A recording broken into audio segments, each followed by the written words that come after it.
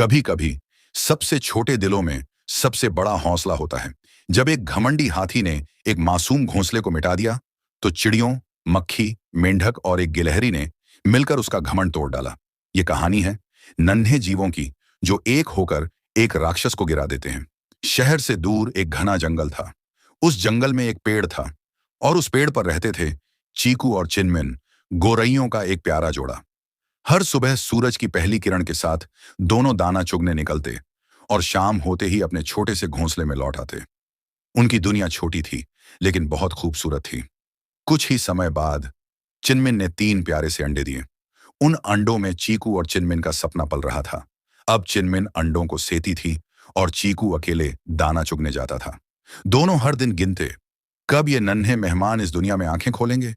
एक दोपहर जंगल में एक घमंडी हाथी आया। धूप तेज थी, तो वो उसी पेड़ के नीचे आ बैठा जहां चीकू और चिनमिन का घोंसला था। वो मस्ती में सूंड उठाकर डालियां हिलाने लगा, बिना यह सोचे कि किसी की दुनिया उस डाली पर टिकी है। हवा में हिलती डाल अचानक टूटी, घोंसला नीचे गिरा, और उसके साथ ही टूट गए तीनों अंडे। घोंसले से उठती चिनमिन की चीख जंगल की हवा में कांप गई। मेरे बच्चे, मेरे नन्हे! वो फूट फूट कर रो रही थी। उसी समय उनका प्यारा दोस्त भोलू वहां पहुंचा।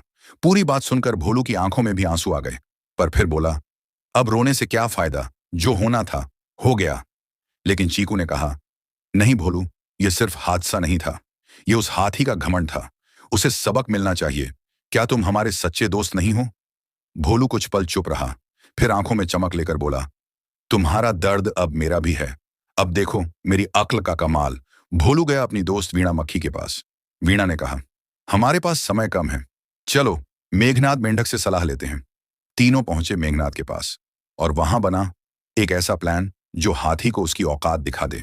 जैसे ही दोपहर हुई, वीणा हाथी के कान के पास गई और मधुर गुनगुनाहट करने लगी। हाथी मस्त हो गया, आंखें बंद कर लीं। उसी पल भोलू ने अपनी तेज चोंच से हाथी की दोनों आंखें फोड़ दी। हाथी चीखा, दहाड़ा, अंधा होकर इधर उधर भागने लगा। कुछ ही देर में उसे प्यास लगी। तभी मेघनाद और उसका पूरा परिवार टर्र टर्र की आवाज करता खाई के पास बैठा था। हाथी ने सोचा, तालाब है, और आवाज की ओर बढ़ गया। 1 कदम, 2 कदम, और धड़ाम, हाथी खाई में जा गिरा। कई घंटों बाद वो वहीं पड़ा पड़ा मर गया।